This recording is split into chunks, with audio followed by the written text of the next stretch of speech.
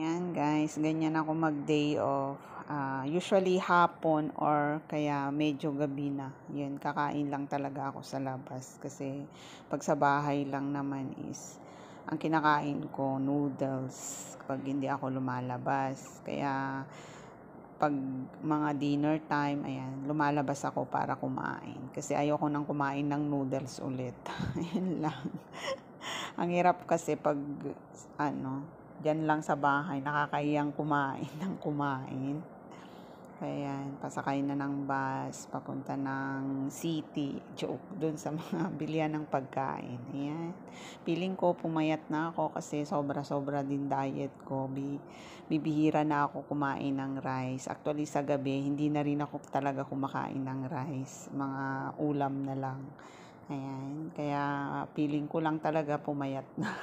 Joke lang. Thanks for watching. Bye-bye.